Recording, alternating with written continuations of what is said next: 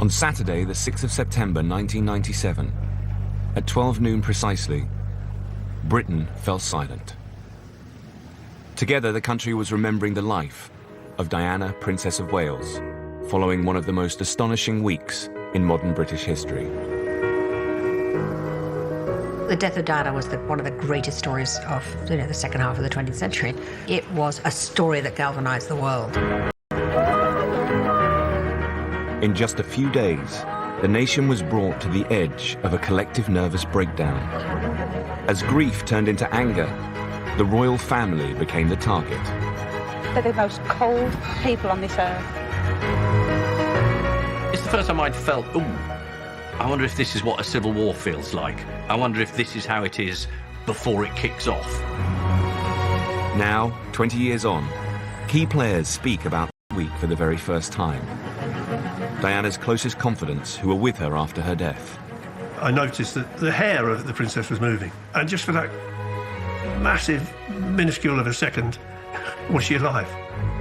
And members of Tony Blair's inner circle. I can remember Prince Philip's voice. He was saying, you're talking about these boys, who've lost their mother. I mean, it was an extraordinary moment. We reveal the story behind the biggest royal crisis in half a century.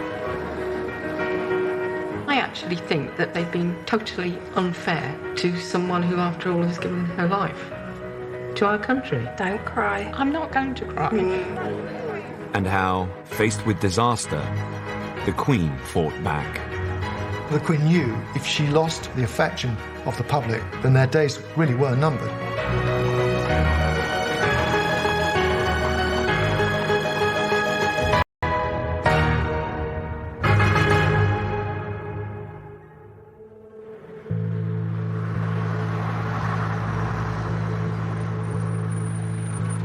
Diana always had a mobile phone in her handbag. So I rang her phone, and it rang and rang and rang. And I thought that's very strange because she always answers her phone. I had a call from CNN headquarters in Atlanta. A police voice at the other end said, "Can you tell me about the crash in Paris?" And I said, "What crash?" Just after midnight, on Sunday, 31st of August, 1997, Princess Diana and her boyfriend, Dodi Al-Fayed, were involved in a catastrophic car accident in Paris. Early reports confirmed that Dodi and the driver had been killed and taken into emergency surgery. News of the accident began to reach Diana's staff at her home in Kensington Palace.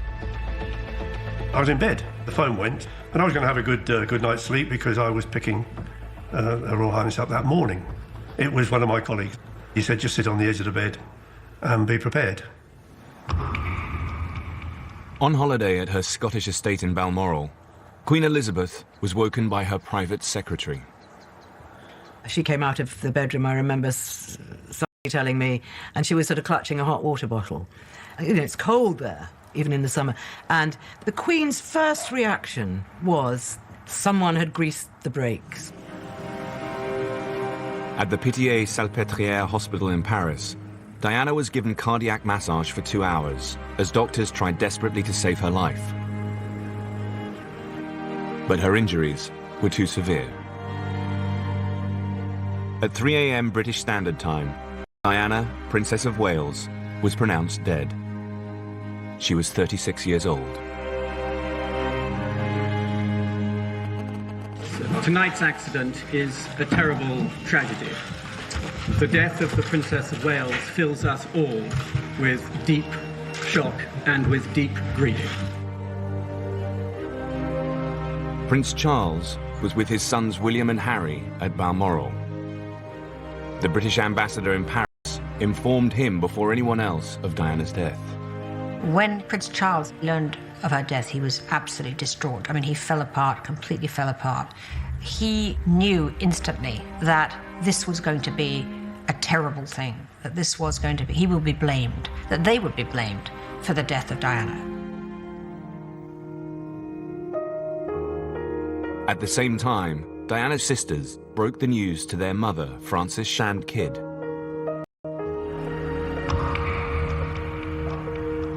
Diana had been due to return home to London that day. Everybody was just horror-struck, really. Just a minute before, I'd got a car to go and meet her. You know, and that night she'd run, and she'd gone now.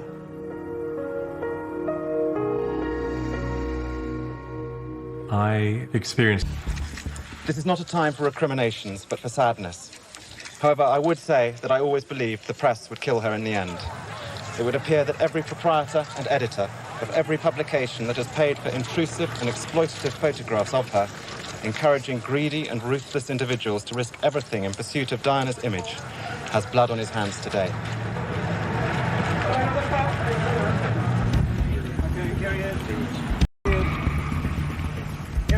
Tony Blair was at his home constituency in County Durham. He had only been Prime Minister for 4 months, and this was his first major crisis. I went on the phone to Tony. He was up in Sedgefield, and he absolutely clocked it straight away. There was a phrase he used to use sometimes, "My God, this is enormous doings." You know, this is really big stuff here, and we've got to just, you know, be absolutely wise and sensible and focused. I feel like everyone else in this country today, utterly devastated. The people everywhere, not just here in Britain, everywhere, they kept faith with Princess Diana. They liked her, they loved her. They regarded her as one of the people. She was the people's princess. And that's how she will stay, how she will remain in our hearts and in our memories forever.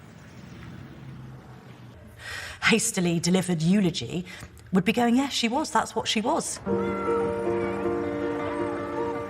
Diana had a unique ability to relate to ordinary people, to cut across dividing lines of race and class.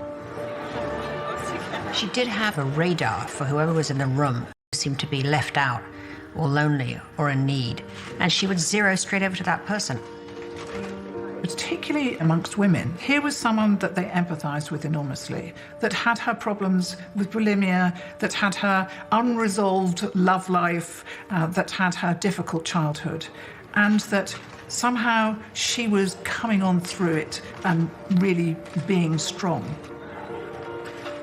Diana's modern human approach made her extraordinarily popular. But it was in stark contrast to the formal way that the Queen and Prince Charles did business, and they found it difficult to compete. Whatever she did was popular. There was almost a sense of jealousy. You know, why am I not like that? I saw it, I witnessed this thousands and thousands of times. Following her messy divorce, Diana was seen as a great danger to the royal family. Charles and the Queen cut her adrift. Now, they had little idea how to deal with the consequences of her death. Faced with tragedy, the family decided to do as they had always done. It was a Sunday morning, so they would go to church. The Queen Mother and Duke of York in the leading car, followed by Prince Charles, Princes William and Harry sitting either side of him. The Queen, dressed in black, with the Duke of Edinburgh, followed. The first thing we saw of the boys was when they were going to the church for Sunday service, and people saying, well, how could they? These boys have just lost their mother, and they're going to church. At the royal family's request, there was no mention of Diana at the day's service.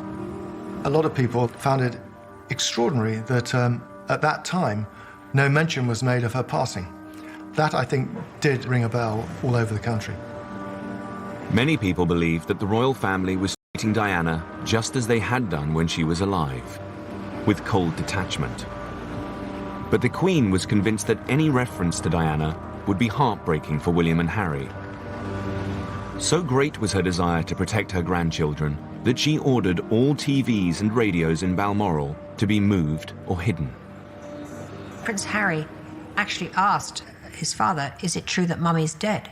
Because none of them, the children couldn't understand why everything was as normal, except that a couple of hours before they'd been told that their mother had died. In London, there were signs that something extraordinary was beginning to happen. I think the first bunch of flowers were laid against the railings of Buckingham Palace around about 5 o'clock in the morning. And people were surprised. I was surprised.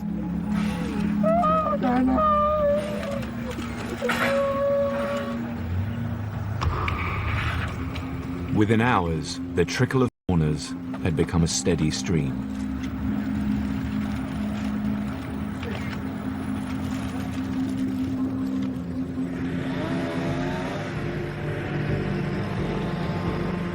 In Paris, 2 of Diana's members of staff arrived at the Pitié-Salpêtrière hospital, where the princess had died just 10 hours earlier.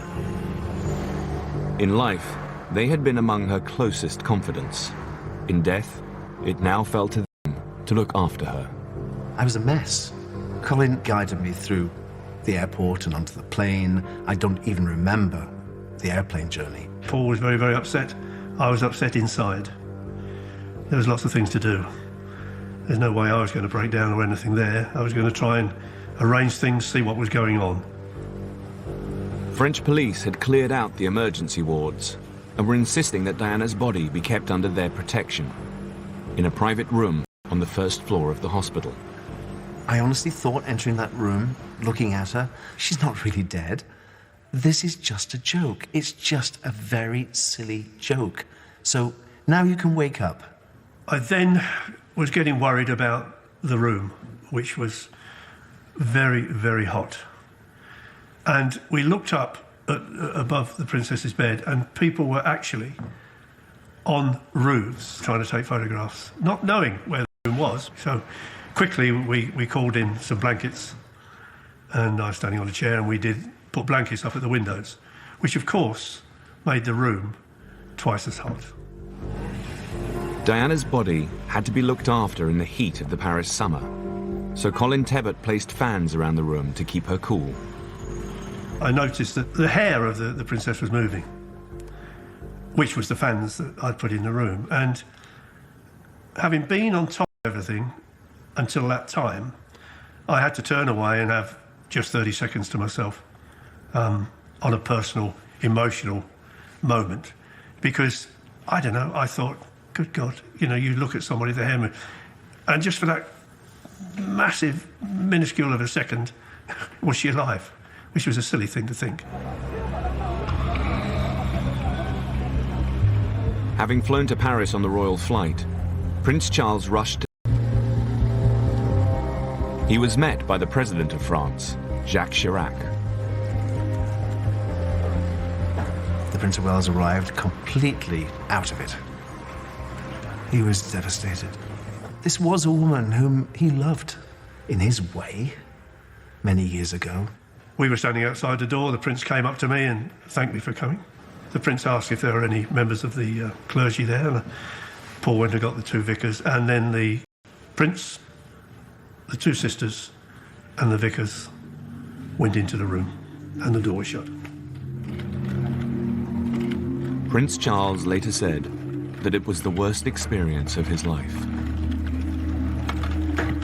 Prayers were held over Diana's body before the princess was taken from the hospital. In a break with royal protocol, Charles agreed that her coffin should be draped with the royal standard. I was quite delighted to see that the royal standard was placed over the coffin. I thought that was very fitting and a very, very nice thing to happen. This was a sign that, in death, Charles wanted to treat his ex-wife as a princess.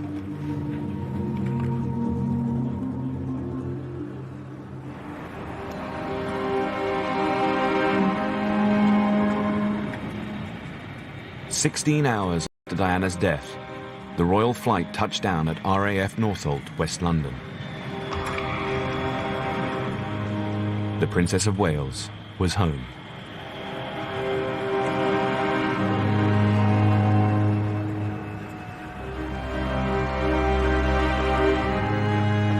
In front of the world's media, Diana's body was taken from the plane.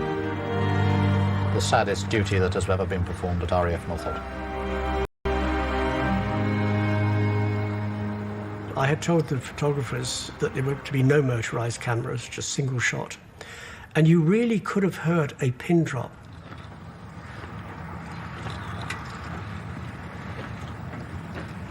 not a word was said amongst us. It's hard to put into words how a bunch of really hard-nosed journalists, photojournalists, if you like, have been with this lady and covered some pretty hairy events around the world, and there we were in total shock, if you like, thinking that there she is. It's something you don't forget. You can't forget it.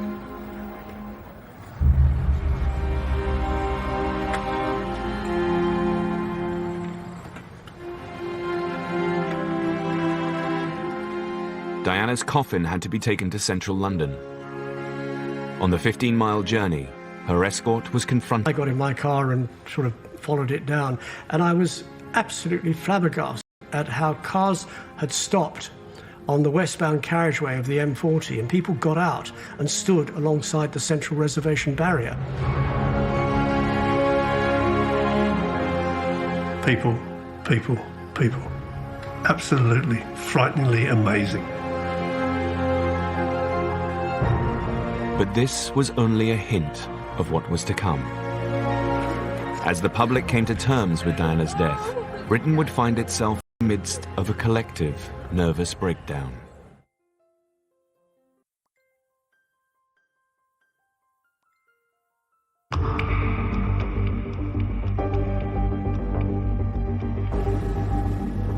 "24 hours after Princess Diana's death, Britain was in turmoil. In central London, 6,000 people an hour were now streaming to the royal palaces to pay their respects. He came out the back of Downing Street and we walked up the Mall. And it was palpable immediately. You know, you could smell it, you could see it, you could hear it. I mean, there were hundreds of people carrying the flowers. So we were completely gobsmacked. Diana's body had been taken to lie in state at St. James's Palace.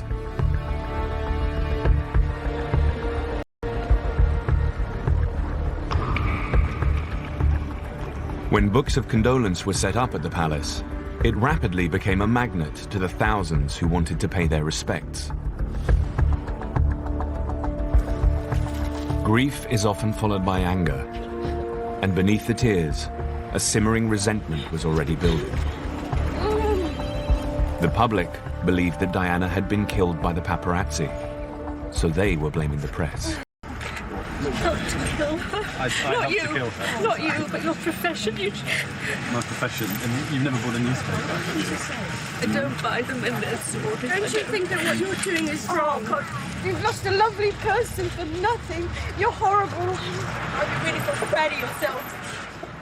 I went down to see what was happening. There had been reports of people being jostled and journalists asking questions and people saying it's all your bloody fault and, you know, how dare you come down here and what do you think you're doing? So there was quite a lot of that around, and I felt the mood was quite ugly. If there was no money in the photographs, they wouldn't have been after her in the tunnel. I was on my own. Somebody comes up, digs me in the back, and she started swearing and saying, you know, you killed her, you know, what you... And I said, girl shouted out, you're all to blame, you're as bad, you know. You know, you felt, God, you know, just get out of it as quick as you can. In life, Diana had had a close relationship with the press. She loved the camera, and the camera loved her. She was a very clever woman, and she used the press extremely well. She would say, you know, come and photograph me here. She would give information to certain journalists, not give it to others. She did what, you know, we now associate as fairly classic political spin. Diana became the most photographed woman in the world. But following years of extreme press attention, she grew to hate certain sections of the media. The real issue she had was with photographers. She told me that one or two of them called her a whore, tart. They would say things to deliberately provoke her because they knew if they got a crying picture or an angry picture, then they might have more success in selling it. Now, the public believed that this aggressive press attention had led directly to her death. Meanwhile, behind a growing wall of flowers, isolated from the grieving public, the palace was in crisis. Stunned by the levels of public grief, the Spencers and the royal family had decided that Diana would have to have a royal funeral. But there was no plan in place. The royal household is ready for most deaths, but not of young people. They were ready for Queen Elizabeth, the Queen Mother, to die. But the royal household wasn't expecting Diana, Princess of Wales, to die. There was no rule book to go to. There was no precedent. There was no tradition. There was nothing that fitted the royal game plan.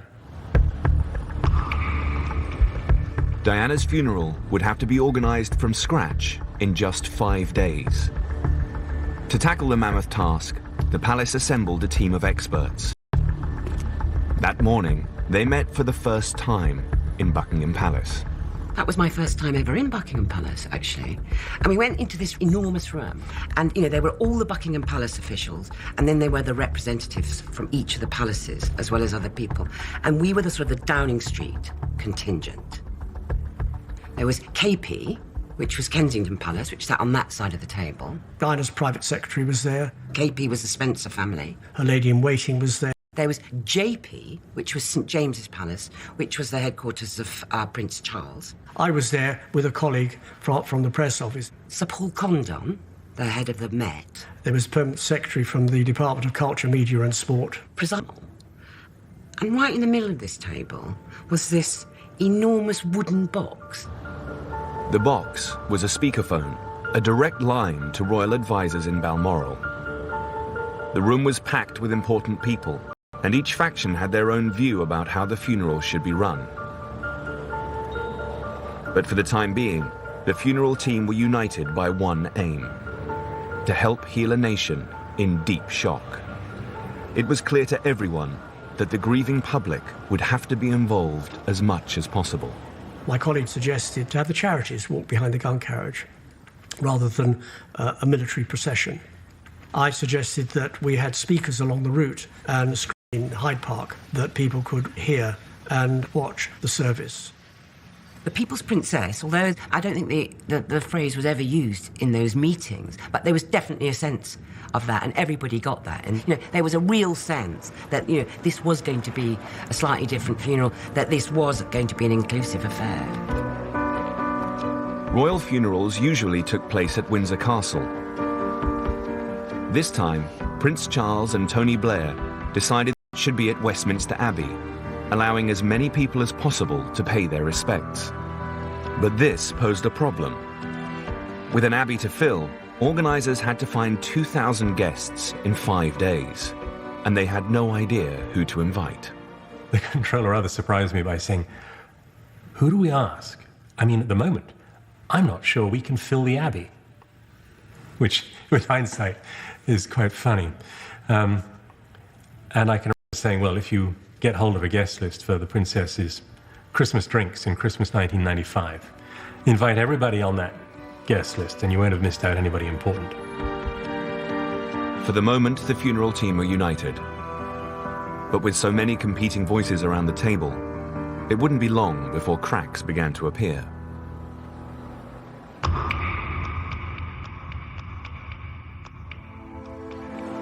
Two days after Diana's death, London was now the epicenter of the biggest outpouring of public grief in British history. When she was alive, Diana had had a unique ability to reach out to people. Now these people, tens of thousands of them, had come to pay their respects. People began to pile on trains and come into London just to be there, just to be standing there in looking at these flowers and being part of this enormous national grieving event. She was the queen of people's hearts. Absolutely irreplaceable. We all loved her. We didn't realise how much we loved her till we lost her. Just can't say anymore. I was a part of that crowd, and what was so comforting was I was one of 1 million people, and we were all united in this grief. Diana's death touched a raw nerve across the country. Church attendances increased dramatically as people sought comfort, and the record numbers of calls to suicide helplines. I'd never seen anything like it in my life. And I thought, these are the Brits. You know, these are the sort of tight-lipped Brits, sort of, you know, weeping and wailing. like banshees. I mean, it was quite an astonishing sight. This unprecedented eruption of grief came as a huge shock. For some, it was impossible to understand why there was so much public anguish. As the response kicked in, I remember very quickly feeling disgust for all the people who were going to Kensington Palace with toys and with presents and with gifts and weeping. I wouldn't be so hard now. I was much, much younger then. And I like to think I'd be more compassionate. But at the time, I just remembered you're projecting all this love onto somebody you didn't know. There were people who felt, after, a decade of her being on the front, middle and all other pages of all newspapers and magazines, that they did know her and that they were intimately connected with her life. I was looking at your bouquets there. Would you read what you've said on the card? What I've said on the card? It's not just what you've done for us that makes us love you so, it's all the joy of who you are, the friend we've come to know. Say? I remember a phone-in where a man literally said that he was so upset, he'd never cried so much, his wife had died from cancer, but he'd never been this upset. And I think that was the moment I thought, you just have got to stop this. This is absolutely mad. Police were now predicting that 2 million people would descend on central London for Diana's funeral, making it the biggest in British history. And with just 4 days to go, the planning meetings were becoming fraught. The most tension in the room at those meetings always came from the Charles Spencer people. When I say tensions, it was sort of a slightly raised voice type of tension, or, a stiffening of the body.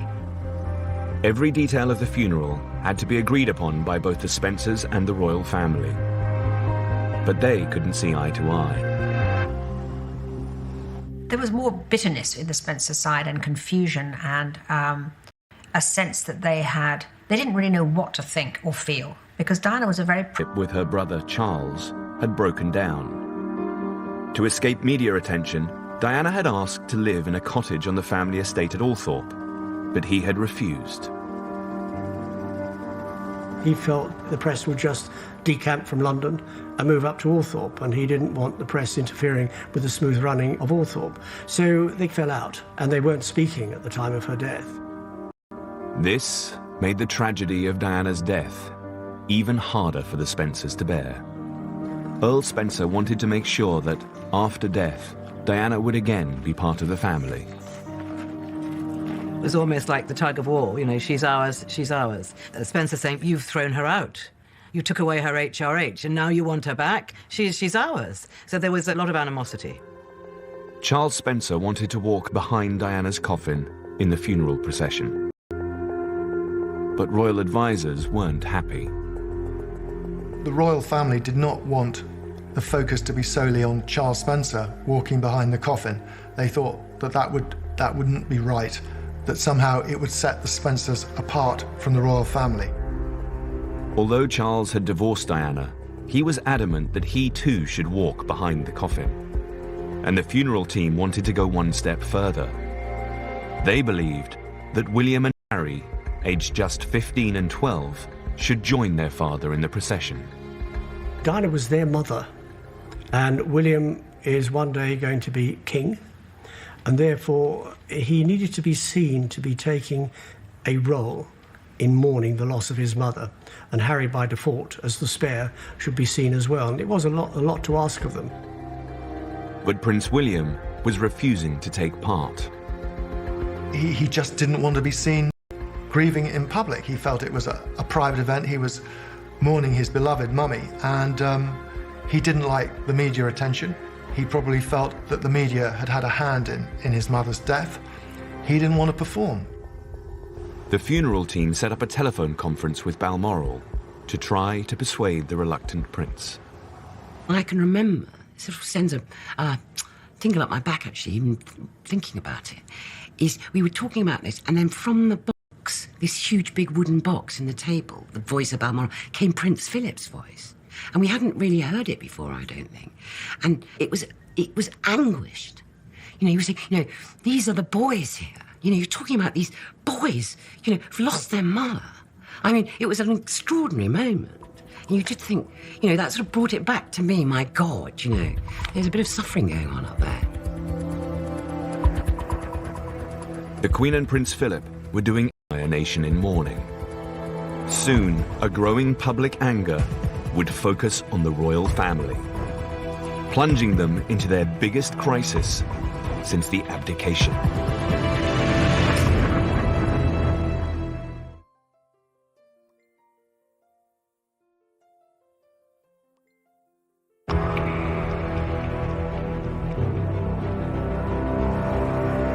Three days after Princess Diana's death, the carpet of flowers at Kensington Palace now stretched more than 50 feet.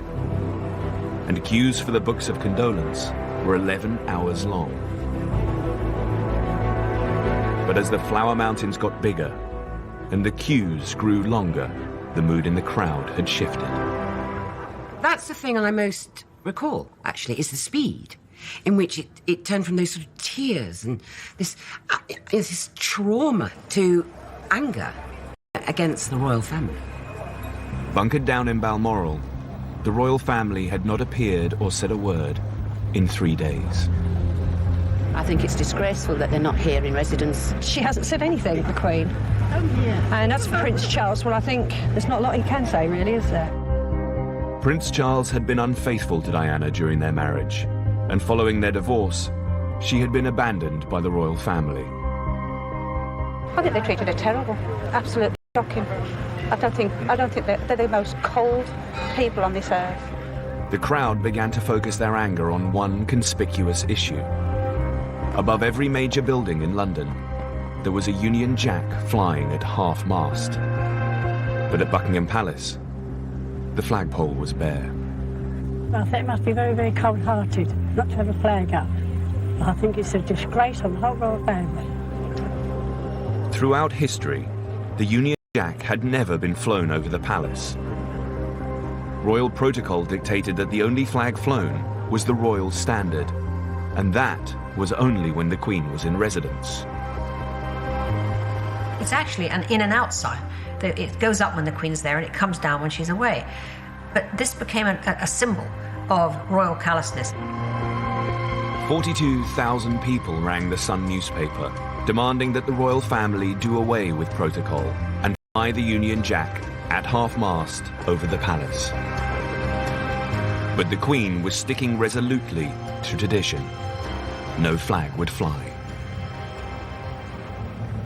On hindsight, yes, we should have been more forceful. The Lord Chamberlain should have been more forceful. The Private Secretary should have been more forceful, or somebody should have just done it. I really am upset. I can't understand the Queen doing it, really. No. Everything, she is not emotional and she is not impulsive. She is steadfast. That's what she is. Everything they always liked about her, they realised that week they didn't like so much that particular week because they wanted to run down to London and give everybody a cuddle. Faced with a rising tide of public anger, courtiers in London were now seriously concerned that the Queen was losing touch with her people. There were battles going on, there's no doubt about it. Messages were being relayed to try and encourage the Queen to engage more. They wanted the Queen to come down to London as soon as possible. But the Queen and her immediate family were still resistant to that. Unlike the Queen, Tony Blair was an expert judge of public mood. He intervened to try to persuade her to act. Tony was talking to the Queen and just saying, look, you know, things are getting a little bit hot down here. Blair later claimed that he asked the Queen to show her vulnerable side. But Her Majesty wasn't budging. It's not stubbornness, it's just that she's been around a lot longer than everybody else that's working for her. And she's not going to be pushed by an agenda, by a media agenda that, well, you know, somebody famous has died, so it's got to happen now. The Queen was adamant that her rightful place was at Balmoral with her grieving grandchildren. Since Diana's death, the family had rallied round the young princes. Every day, Prince Philip would take them walking, fishing, and horse riding, anything to take their minds off the tragedy. What the royal family pulled around was the fact that here were two young boys who had lost their mum. And I don't think there's a human being alive who doesn't respond to that as being an important thing to do. It was actually the first time in her whole long reign that the Queen was thinking of family before she was thinking of her people. And for that, we should really admire her, because her whole attention and thoughts were for these children. She wasn't thinking about how this was going to, quote, be played on the media.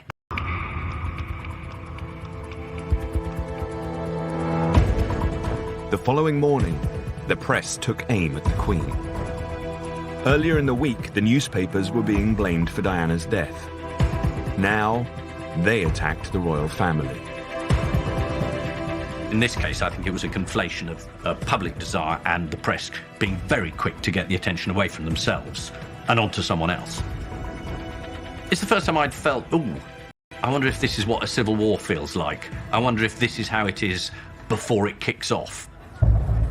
In the face of such sustained criticism, Prince Charles was now deeply concerned. As he had predicted, the royal family were now being directly blamed for Diana's death. He still believed he was increasingly worried for his own safety. Prince of Wales was convinced that he was going to be the focus of the anger, that he was the real target of the anger. He thought that he might have been attacked, actually physically attacked. In response, the Metropolitan Police drafted in a team of mounted officers to guard the funeral procession.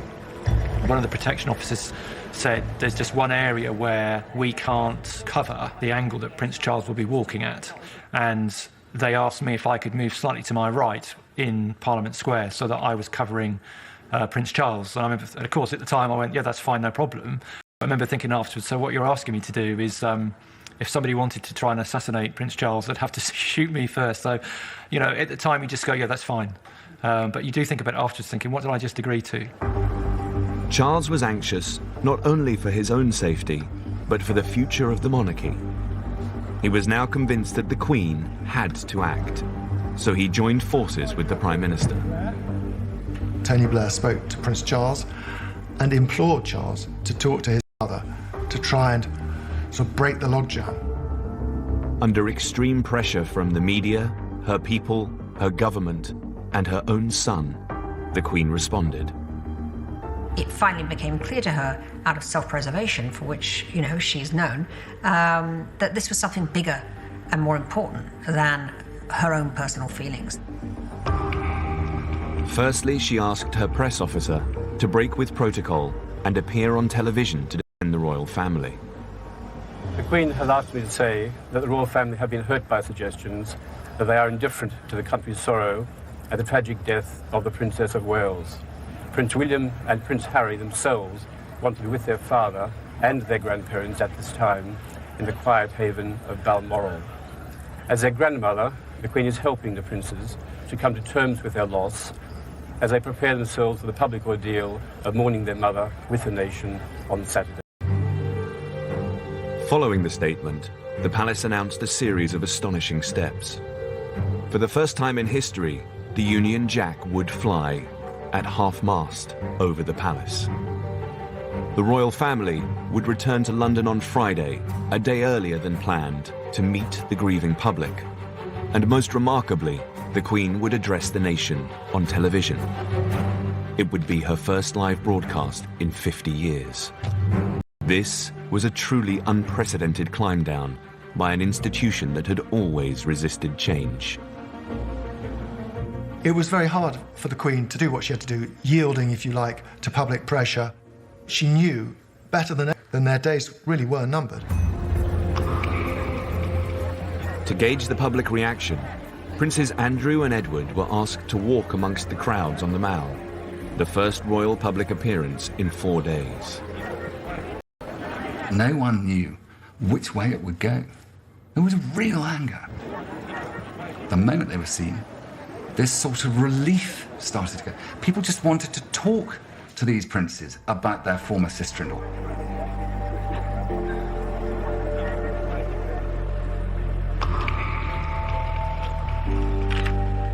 That evening, the Queen, Philip, Charles, William and Harry stepped outside the Balmoral gates for the first time since Sunday to look at the tributes that had been laid to Diana.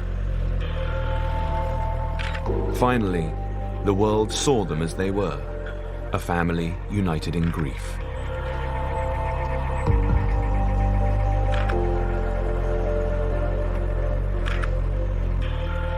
Faced with the biggest crisis in half a century, the Queen and the royal family had fought back. But tensions were still running high. In less than 24 hours, the Queen would return to London to face the vast crowds, and she had little idea how they would react.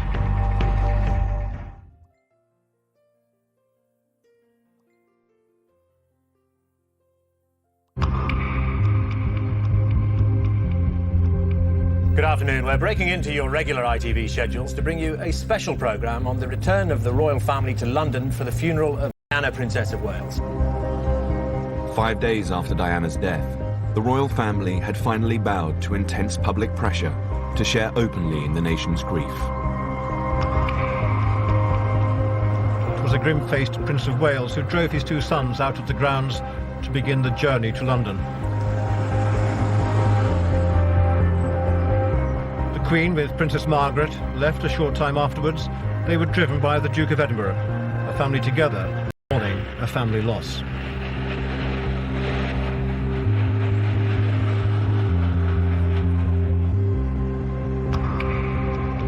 Princes Charles, William and Harry boarded the royal plane at Aberdeen Airport. Normally it is forbidden for two future kings to fly on the same plane. But the boys were desperate to be with their father, and the Queen gave them special permission.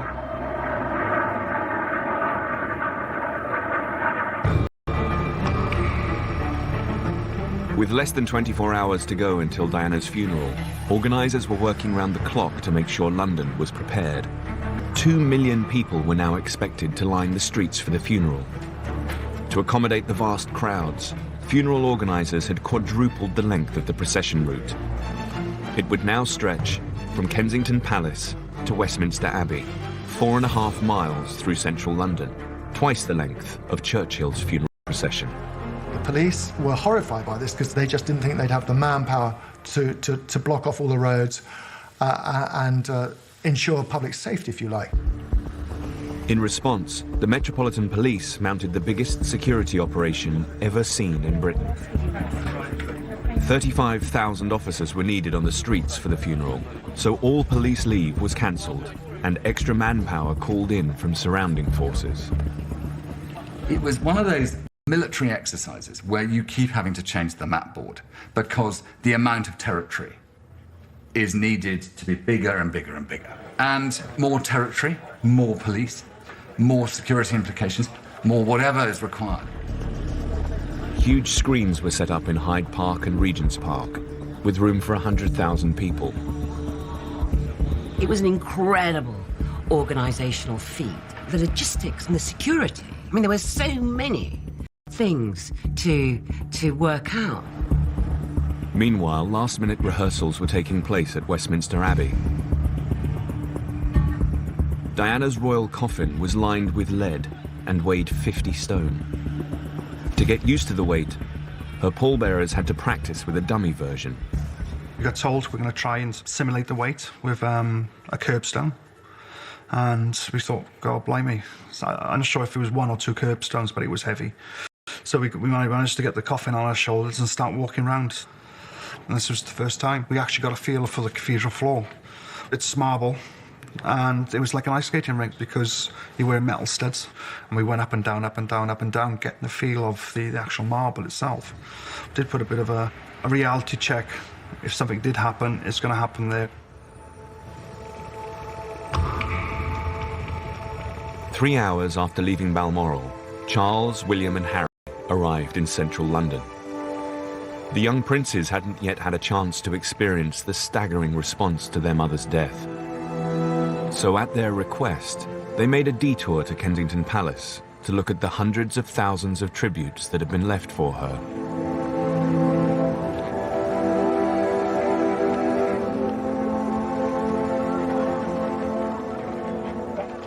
It was so juxtaposed with this behind palace gates approach that we had seen earlier in the week with no visibility of the royals at all.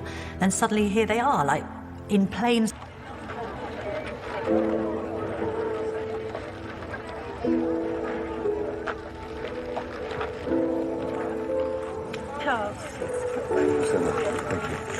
Hi, Sorry. William. William. Thank you so much. Thank you. Thank you very much. It was a very moving occasion. Both boys behaved with fantastic dignity. They were, by turns, interested and sad and humbled, I think, by what they saw. And also they kept it together, because what everyone prayed for, above all, was that the occasion didn't overwhelm them and they didn't break down, and they didn't. Your mom was a wonderful woman. Great love. God bless you, darling.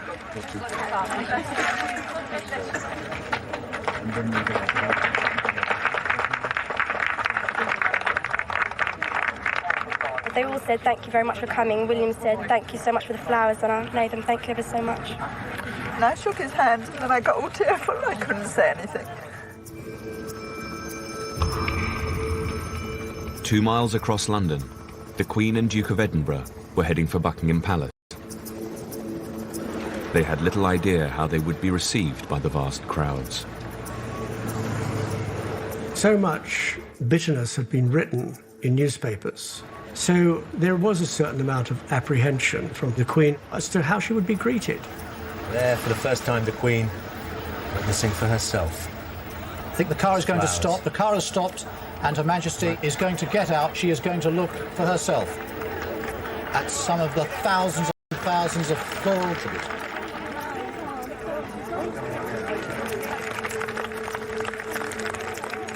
The Queen and Prince Philip left their car to a muted response. The attitude of the crowd was unpleasant, and it was something which I have never ever seen before in any royal occasion, ever. You know, usually when the Queen goes by, people clap, people cheer, people wave. They don't just stand there. I was waving my flowers, and she came over and asked me if she wanted me to go and put them down with all the rest of the flowers. And I said, no, they're for you, Mum. They've been drummed into me to call her Mum. Mustn't forget to call her Mum. She'd held my hand at this point. She was shaking, and she sort of questioned me, like, are you sure? And I was like, I think you deserve them. I think you've done the right thing with me. I actually think that perhaps what Kate said struck home, and people realised that perhaps they'd been totally unfair to someone who, after all, has given her life to our country. Don't cry. I'm not going to cry, but you know that's what I believe. Mum, take care of the boys. Take care of the boys, Mum. That's what we've been doing. Sorry? That's what we've been doing. I know you did. Courtiers had had little idea how the crowds would react. Now they and the Queen could breathe a sigh of relief. When the Queen was leaving the enclosure to go back into the palace, she walked towards me and she had a look on her face as if to say, you know, was that okay? And I just nodded.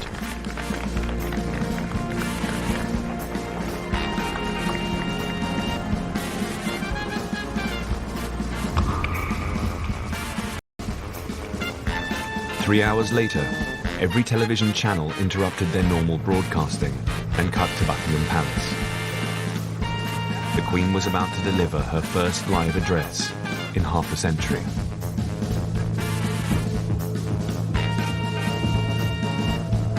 Since last Sunday's dreadful news, we have seen throughout Britain and around the world an overwhelming expression of sadness at Diana's death.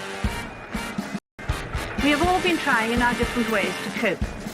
So what I say to you now, as your Queen and as a grandmother, I say from my heart. First, I want to pay tribute to Diana myself.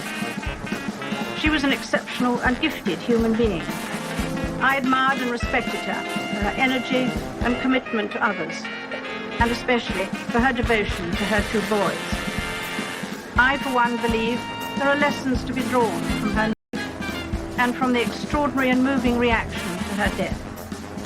I hope that tomorrow we can all, wherever we are, join in expressing our grief at Diana's loss and gratitude for her all too short life.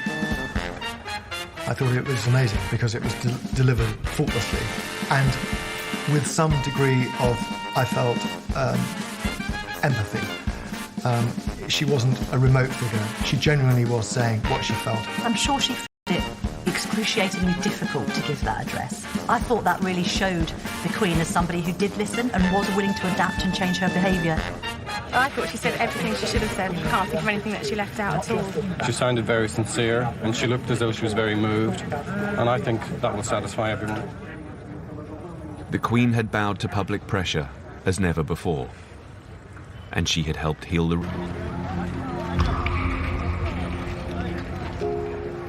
That evening, Diana was taken home to Kensington Palace, where she would spend one last night. Behind a coffin shrouded in the royal standard and adorned by a spray of her favourite white lilies, drove her two sons, Princes William and Harry, bringing their mother back home.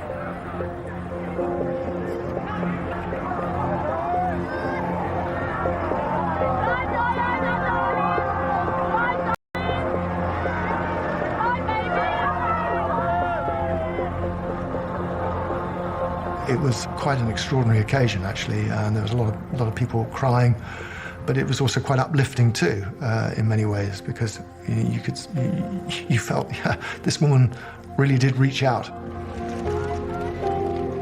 The boys said a final, private farewell to their mother before Paul Burrell, Diana's butler for over a decade, a solitary all-night vigil over her body.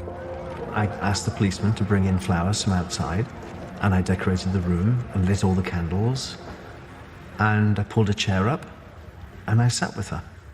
It may sound silly now, 20 years later, but I just wanted to have a last conversation and tell her about all the people that had been ringing and all the people that had left messages and all the people that had expressed their love for her. I thought that was important.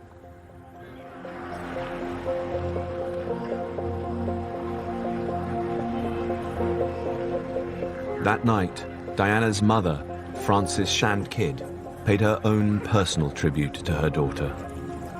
Diana's mother told me that she had found the whole experience of the mourning extremely moving. It really did touch her, and she told me that she spent hours walking the streets among the people who had come to mourn her daughter. With the funeral now just 12 hours away, 30,000 people bedded down on the streets, with a further 500 on a specially adapted train in Paddington Station. After 6 days of intense public grief, London was ready for the biggest funeral in British history.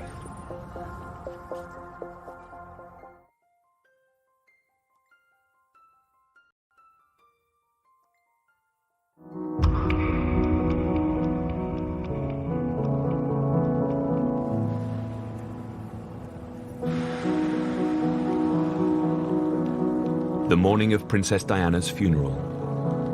The culmination of one of the most remarkable weeks in modern... The events of the past few days had shaken the monarchy and the nation to its core. Now the funeral would be a chance for both to grieve together.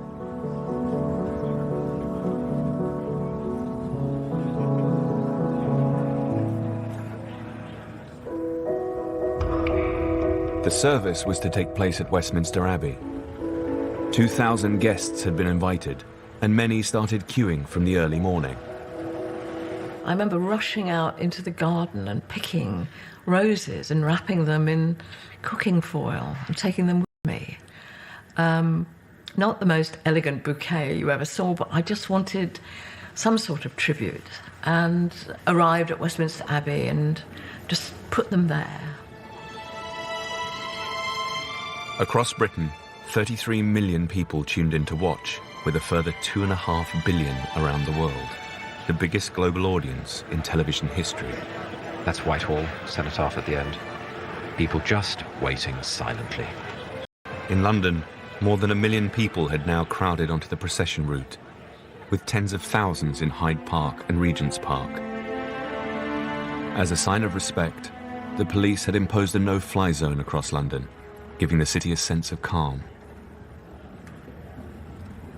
Then, with the time drawing close, a deeper hush descended.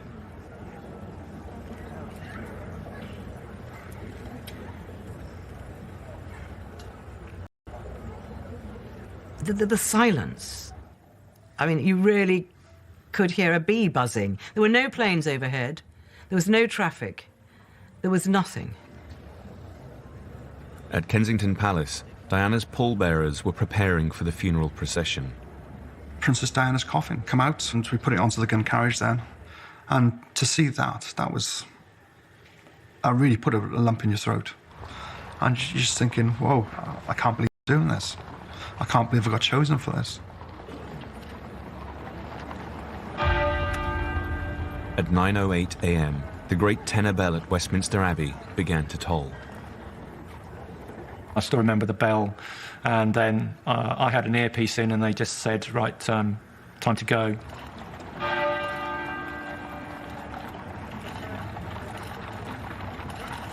When we went through the gates, as soon as we got onto the road, there was this, the best way to describe it really is wailing.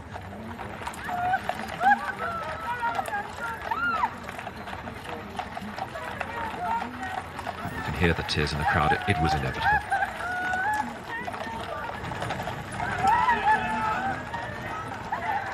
This woman screamed, "Diana, we love you," and it was like cutting through butter. It was, the scream was. It was cutting through you, something serious, and to hear that and the emotion behind it, I certainly got affected by it. The Westminster bell tolled every minute, signalling the procession's slow progress towards the Abbey. On the coffin was a wreath from William and Harry, along with a handwritten card that read simply, "Mummy." That brought it home to people that this wasn't this massive celebrity, this wasn't this princess. It was Mummy. It was a little boy's mother. It was deeply, deeply moving and an unforgettable image of the day.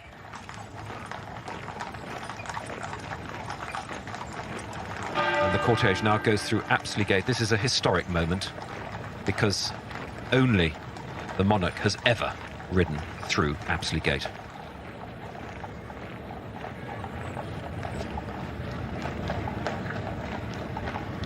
You could just hear nail boots hitting the surface of the road. You could hear the wheels turning. You could hear the horses' hooves. You couldn't hear any birds. It's almost as if the birds knew what was happening and kept away. It was quite eerie, but it was very moving.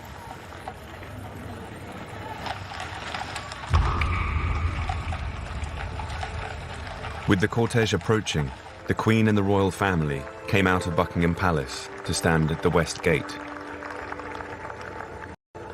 This is an extraordinary view we're seeing here. We've never, as far as I'm aware, seen the royal family standing like this at the gates of Buckingham Palace. Anything is possible today. Myself at the front and a colleague of mine at the back had earpieces in. We were told unexpectedly that the Queen walked out of Buckingham Palace, which nobody had planned for, nobody knew she was going to do. So there was a great deal of chatter in my ear, people panicking all over the place because the Queen suddenly decided that she was going to come out and pay her respects. Then the world witnessed a small but hugely significant moment. In another break with royal tradition, as Diana's coffin passed, the Queen bowed.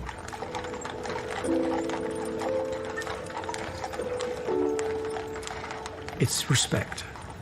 And the Queen does respect. Something like that would come naturally. Nobody would have to tell her to do that. It's something that would be inherent in her makeup.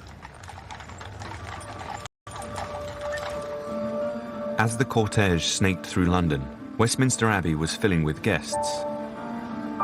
Diana had been the most famous woman in the list.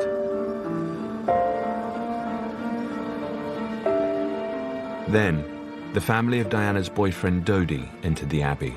I remember sitting there and the Al-Fayeds came in and there was a kind of respectful gasp, you know, in recognition that he'd also lost a son in this terrible accident. As the procession drew close to St. James's Palace, the world witnessed another totally unexpected. They were joined by the Duke of Edinburgh and Earl Spencer. Well, I don't think I knew until that moment that both of the boys were going to do it. I mean, again, it sort of puts a tingle in my spine. And I just thought, my God, how brave. For days, Prince William had refused outright to walk in the procession. But on the morning of the funeral, he agreed. It took Prince Philip to persuade William to do it in the end. I mean, he put a grandfatherly arm around him and said, look, if I come to, will you do it? Whose heart cannot go out to those boys today? Who can avoid a choke in the throat at the sight of them? Prince Charles felt it was his duty to walk in the procession, but he knew that he remained deeply unpopular in the wake of Diana's death. Both he and the police were concerned about the public reaction when he appeared.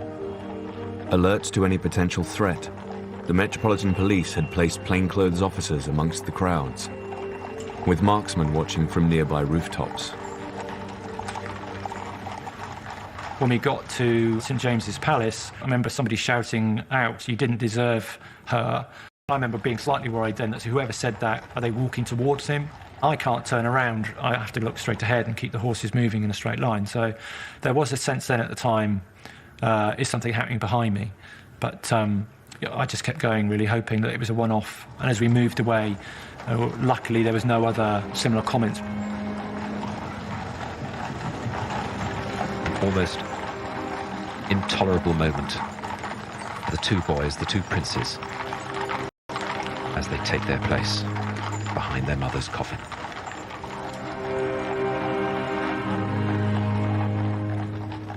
Pretty daunting to be walking behind a gun carriage, their mother's on the gun carriage, and they are being watched by tens of thousands of people along the route and millions on television.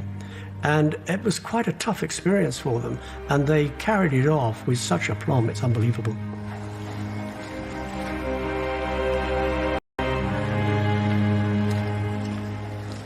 I was incredibly impressed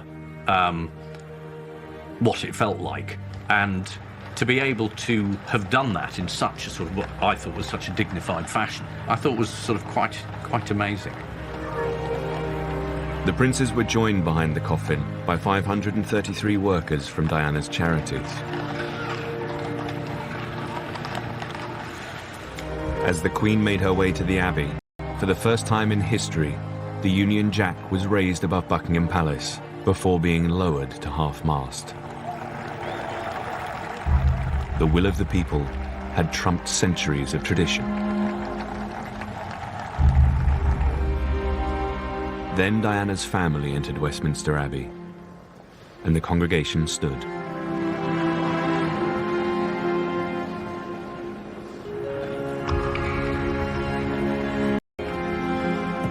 They were followed 10 minutes later by the Queen and the Queen Mother.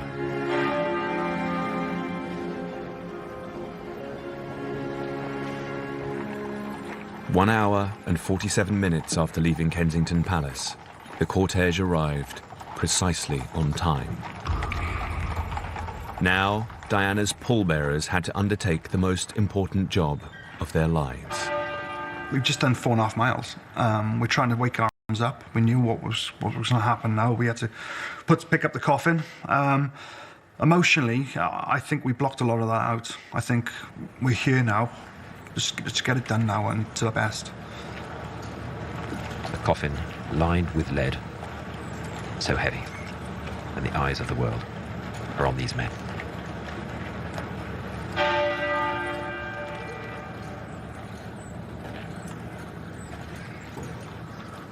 We waited, and there was complete silence. And then we saw the coffin beginning to come in. And I think that was when it became real.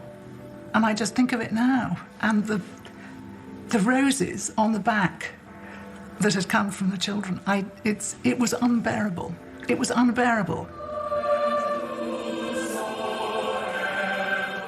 Slowly, deliberately, Diana's pallbearers walked her coffin down the long nave of Westminster Abbey. You could feel with the studs that you were slipping all the time. Every step you take, you could go. And you had to concentrate on what you were doing, because It only takes a second, one lapse, and something serious could have happened. Out of respect, the television cameras didn't film the royal family or the Spencers.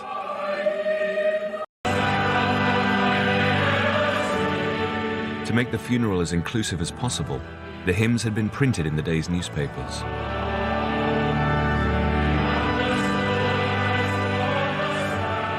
People were actually able to sing along in the hymns, and we were able to really feel that everyone was involved, even though millions were not present in the Abbey. Then Earl Spencer stood to deliver his sister's eulogy. The congregation and the millions watching outside had no idea what was to come.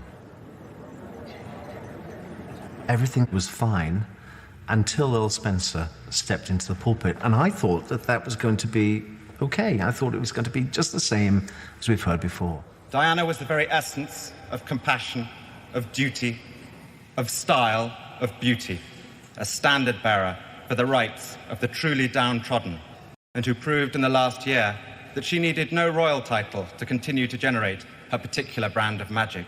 It sounded to me like a speech where nobody had advised him, nobody had drafted it for him. It was not, the formal speech on the formal occasion. It came straight from his heart. She talked endlessly of getting away from England, mainly because of the treatment that she received at the hands of the newspapers. She would want us today to pledge ourselves to protecting her beloved boys, William and Harry, from a similar fate. And I do this here, Diana, on your behalf.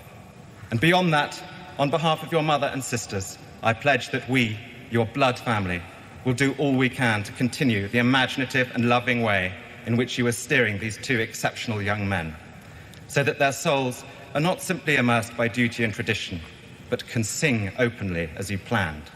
He basically looked over, to a pew full of his in-laws and had a go at them from the box in the middle of a funeral of his sister. Well, questionable. He was saying that they hadn't looked after her and they were inappropriate to bring up her children. It was very strong stuff. I think the emotional impact of his speech was so great that we just sat and took it in. And then the sound came.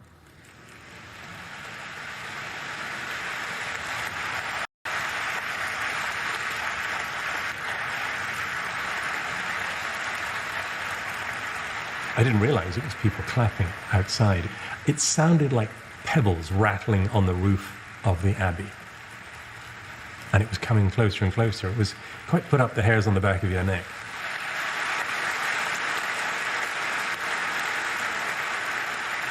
The Abbey, and then rolling up the aisles of the Abbey. And we all joined. Don't know who didn't, but we did. But many people felt the eulogy was totally inappropriate. I thought, no, don't applaud him. Look at the Queen. The Queen's horrified by what he's just said. Nobody addresses the Queen of England in that way. Nobody. You would have been beheaded for that a couple of centuries before. Was very angry that Diana's brother could stand up and say what he did say. Because in attacking the royal family, he was attacking his nephews, William and Harry, and he talked about blood relative. Well, he's had nothing to do with their upbringing, and they very rarely see him. So what was actually said on the day was sheer hypocrisy. Was it strategically sensible? Possibly not. Did it make enemies for him? Probably. But for the general public, it Lance to Boyle, it made us feel, thank heavens, somebody is saying she should have been protected.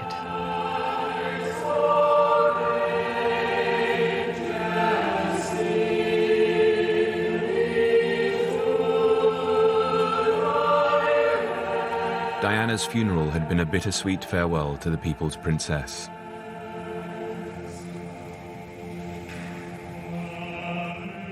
I was quite sure that she would have approved of the turnout and the solemnity and the beauty of this great ceremony. In just 6 days, the royal establishment had pulled off an astonishing feat of planning. It was completely brilliant because it was done so efficiently, so effectively, and so in such a dignified fashion that it reminded people why they like the royal family, because it's part of an establishment that does this at moments of crisis.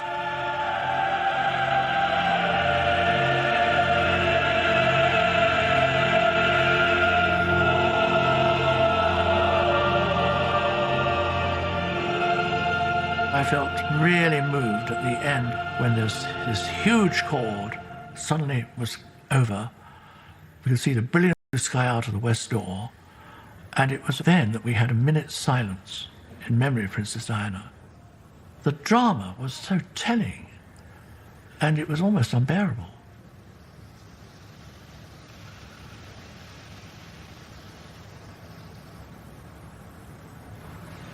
Journey to make.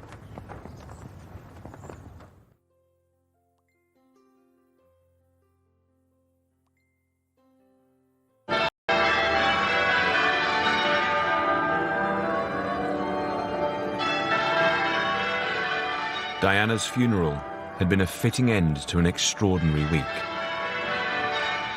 By delivering such a spectacle, the royal family had helped repair their damaged relationship with the public.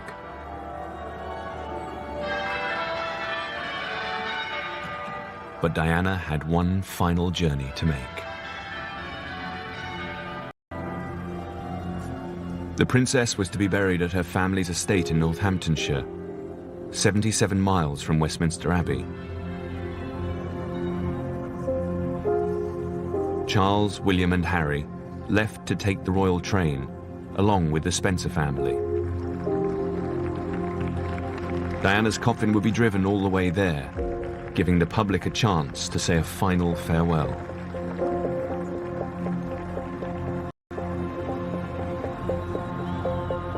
For the entire journey, the hearse would be escorted by 8 police motorcyclists.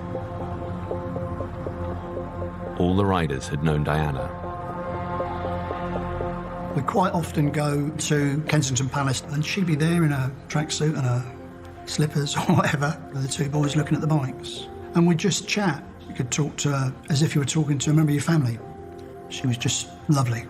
She was lovely.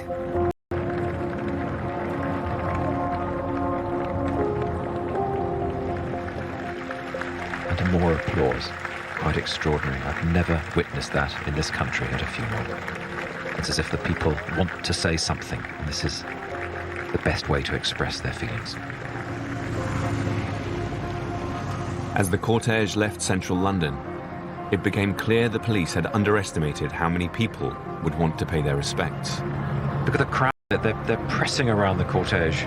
The police aren't there to hold them back, and it really doesn't matter.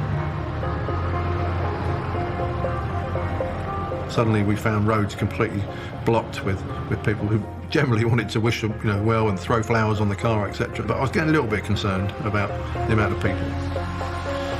Almost hemmed in by the crowds here. It's almost as if they don't want her to go, isn't it? Want to press forward and see her, but, slow down. Yes.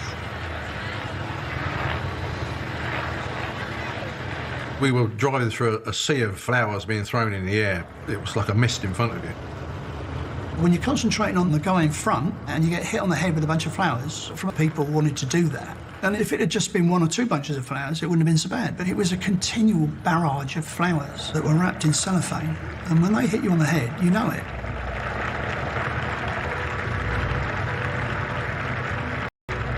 Of course, a lot of those stuck on the windscreen and started to build up and up and up, reducing the vision from the driver's seat from the hearse, so he couldn't see where he was going.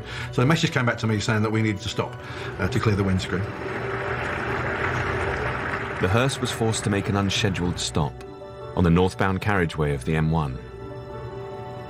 The guy in the front of the hearse got out, took a great big armful of flowers. I was slightly concerned that he would just walk to the side of the road and drop them, but he didn't. He took them and put them down and got back in the hearse and off we went. As the hearse made its way to Northamptonshire, Thousands of people lined the motorway. Just cars abandoned all over the place and people standing by the central reservation to see us go past. Totally surreal. Never seen anything like it. Not something which is usually allowed by the police, but still people on the motorway paying their final respects.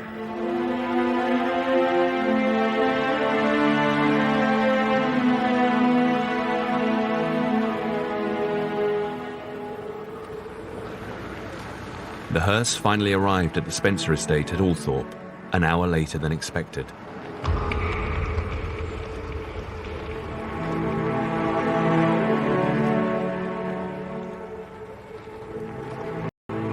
When the coffin arrived at the house, the royal standard was replaced with the Spencer flag. Before Earl Spencer announced, Diana is home. I realized at that point that they were truly claiming back their sister. She's a Spencer now, he said. Diana was buried on a small island in the middle of a lake. Her family chose the spot to allow her the seclusion and privacy that she was denied during her life. This is the private funeral bit. This is what the family wanted. We didn't want hordes of press or other people appearing on the scene. Colin Tebbert and Paul Burrell were the only non-family members invited to the intimate, private ceremony.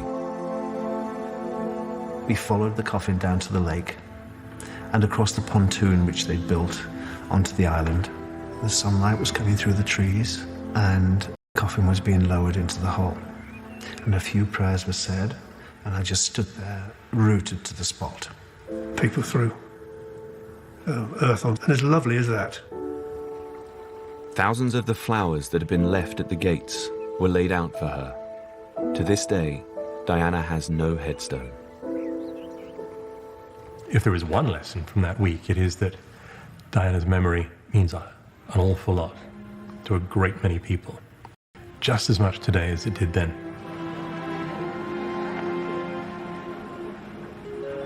"20 years later, Diana's legacy lives on, especially through her two sons.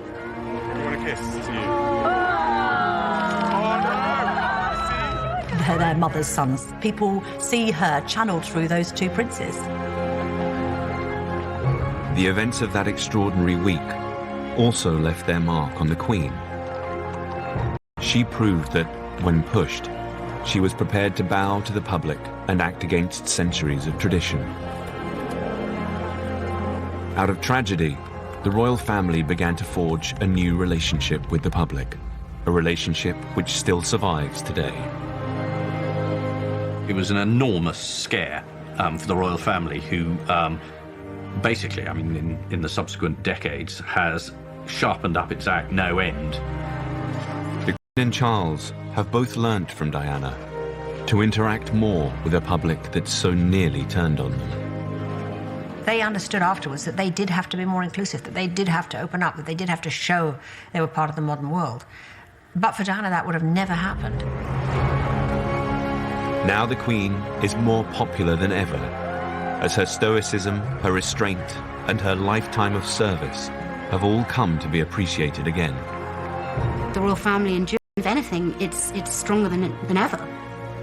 And today, when the Queen is not in Buckingham Palace, the Union Jack always flies overhead, a clear reminder of 7 days that shook the world.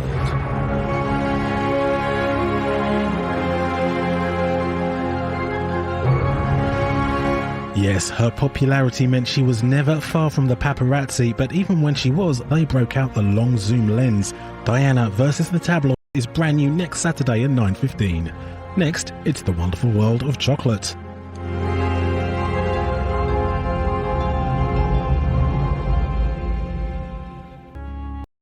Behind the biggest royal crisis in half a century.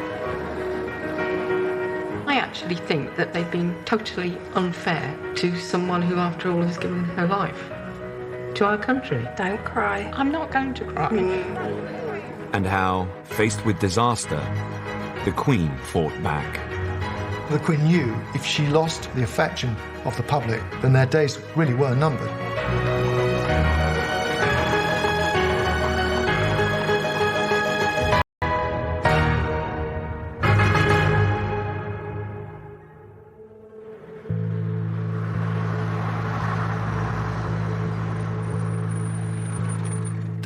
always had a mobile phone in her handbag.